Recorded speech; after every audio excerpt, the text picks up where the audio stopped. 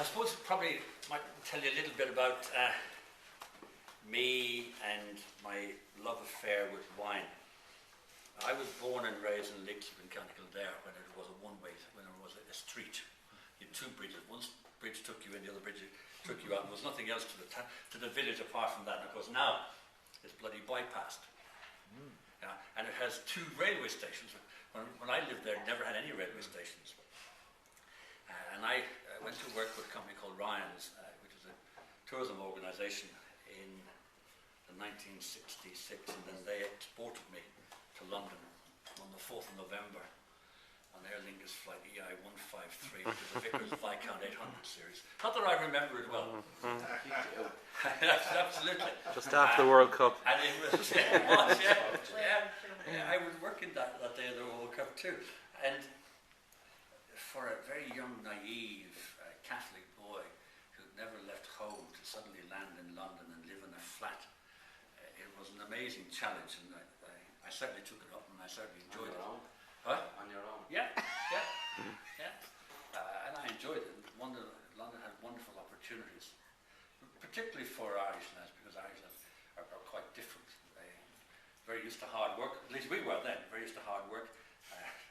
Irish people have great characters, great personalities, and when you come to the slightly dull and slightly boring British, and the lads, the Irish lads, have just got this character. So it was great. I really enjoyed that immensely.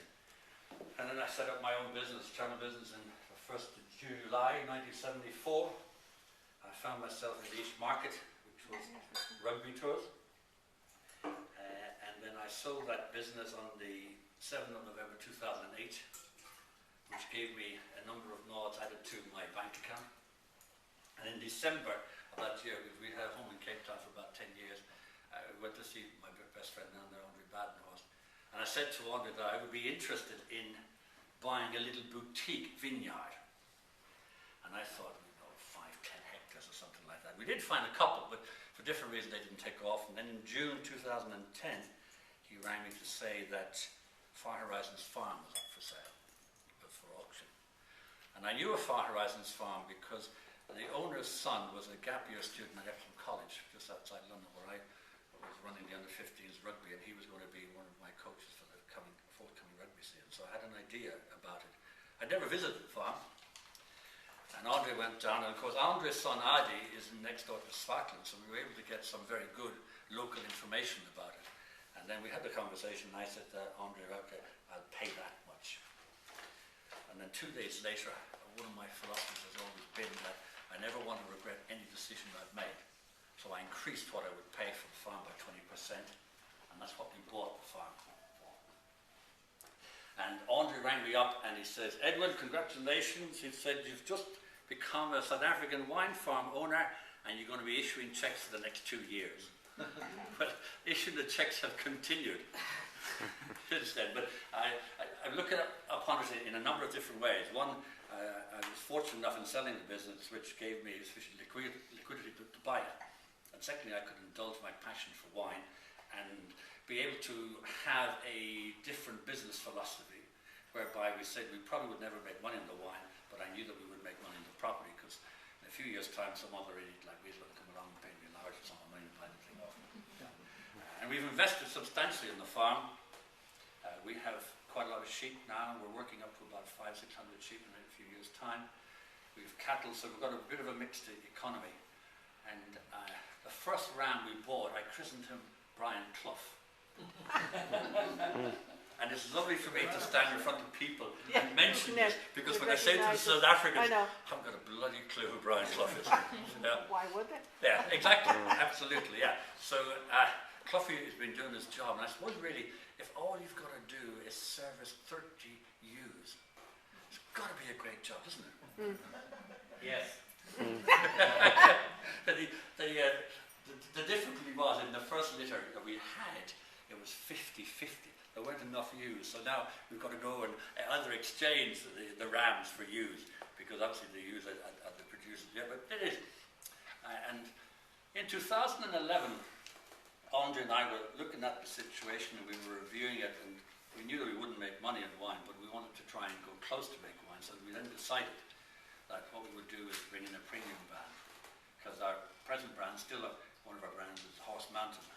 wasn't a premium brand. And unless you're at the just higher than entry level area of wine, you have got to be a vast volume operator or a niche market operator. So that's why we went into the premium wine, and we did our planning for this wine then. And one of the simple ways in which you make better wine is that you prune more aggressively. Can I ask a question? 20th to 28th of February. Actually, when I was down there this year, it's quite amazing really the way nature affects it. In 2011 we produced 623 tonne.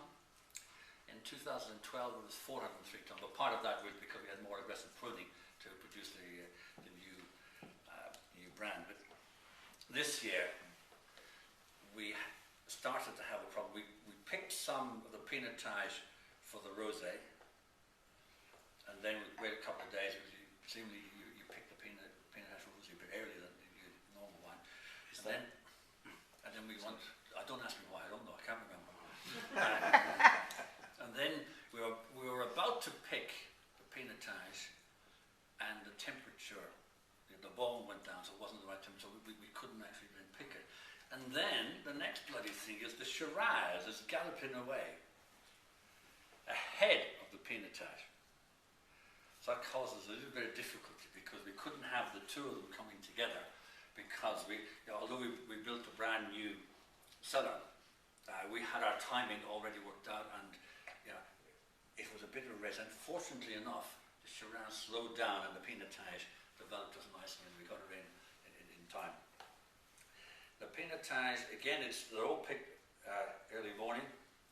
There was the stem crushed and cold maturation for 2 days, open fermentation and punch down every 6 hours as opposed to 8. And then we gave the fermentation temperature lasted for 7 days. And what happens is that when you take it out of the tank, you then put it through the press. And when you put it through the pneumatic press, we get an extra 15% wine on top of that. So it's a nice little process. Now, this is our Bordeaux blend, which is 71% Cabernet Sauvignon, 26% Merlot, and 3% Cabernet Franc. And I have to tell you, I lost the battle on this particular wine because I happen to be a particular lover of Cabernet Franc. And our Cabernet Franc, although we only have 5 hectares of it, it was absolutely lovely. I thought it was so lovely we could actually do a single variety. What? You wanted more in it? I wanted more Cabernet Franc, definitely. But what they did, because the Cabernet Sauvignon was so good, they increased the Cabernet Sauvignon. Held off you drinking the rosé until now, because it's still quite warm. I had the But earlier. unusually for a rosé, you get very, very good fruit characteristics of it. Because to me, there's a lot of the rosé that they produced is just injected water, which they give to you, at -2 degrees centigrade or something. It's a salmon pink colour, and there's no taste to it. Well, sorry, I've just been to the south of France. And Yeah. I've just been on a wine tour, and I've Good. just been just outside, Cannes. Yeah. And I've tasted rosés that I thought, like you, I would have thought injected water. Yeah. And some of those reserves and some of those vines, which Yeah. were in Roman times. Yeah. There's one in particular, it's the oldest vineyard in the world, and I thought, my God, this is something different with their, now they're sort of premium stuff, you're talking €40 a bottle, do you know? And they are so, exactly, but I didn't realise vines in Rome were there since the Roman times. These old monks had come in this particular place. The vats were in the walls. Things they're still using it. The old countess is still living in her 90s, and she's still in her 90s, not in her 90. And there were wines. There were some incredible. I was kind of blown away because, like you, I thought injected Yeah. out of water. Yeah. Some of those were But it's incredible. lovely to get a nice rosé, isn't it? unbelievable. Yeah. It was unbelievable. But Yeah. at the cost, we wouldn't be buying them No. at No. whatever. Now, this rosé will cost you in Ireland €13.90. Well, a lot cheaper than some of those vineyards I'd been to. Yeah. And I have to say, I tasted this an hour ago and I thought it was as good as Yeah. the ones I had tasted. We're too cheap, Irish. Double, yes indeed, yeah. Yeah, I loved it.